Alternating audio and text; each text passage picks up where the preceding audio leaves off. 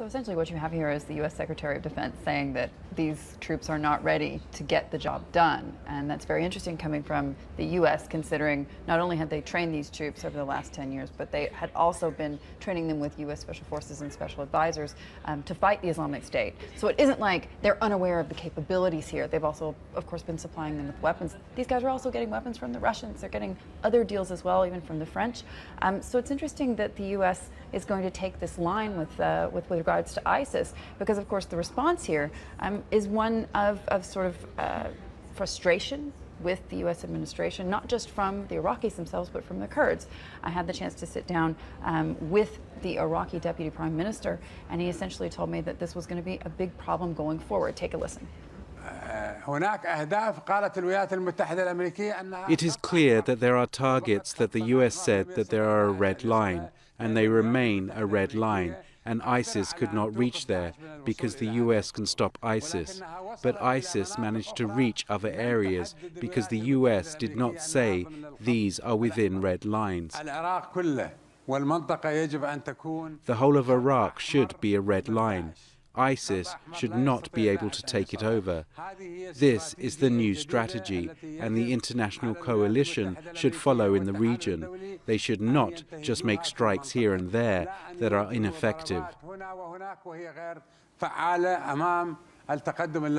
Deputy Iraqi Prime Minister, the Deputy Iraqi Prime Minister, they're saying that these strikes don't need to be just, they need to be more targeted than they're being. Essentially, that would basically mean that they needed troops on the ground. I mean, that's essentially what he's saying, that what's being done right now isn't enough. I also asked the president of Kurdistan, Barzani, is the U.S. doing enough? Are you looking for more from the United States, not just in terms of weapons, but also in terms of logistical support? Take a listen. I do feel that the US has done a lot for the Iraqi army. However, it was the Iraqi army that was unable to take best advantage of it. In terms of Kurdistan, we are very grateful and thank the US for the support that they have provided to us. Unfortunately, in terms of the weapons, we have not received the kind of equipment that we demand and is required to fight and defeat ISIS. And in this trip to Washington, I have raised this issue with the administration and other government officials, and we are hopeful that they will respond positively and there will be some changes in this regard. What do you think's holding those weapons up? Maybe there are some misperceptions. In the U.S., there is a perception now that the Obama doctrine is questionable when it comes to what's happening in the region.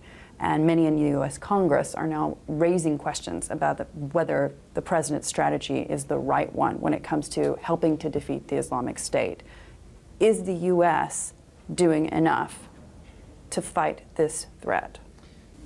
As much as we are concerned in Kurdistan, the intervention was very swift and quick, and we are very grateful for the support that they provided. But in general, there is not a very strong reaction to face and defeat ISIS. I think there is a need for more commitment and more contribution to defeat ISIS more quickly. And that's across the board, not just the U.S., but also the other Arab states. The whole international community, in fact. So the bigger question, of course, now is what is the U.S. really going to do about this problem? Because essentially what you're seeing from the administration is they're basically claiming that they didn't know how bad it was, and they're continuing to run up against the fact that the Iraqi troops, for whatever reason, are not able to take on the Islamic State. So what do you do next? And that's what's going to be very interesting going forward.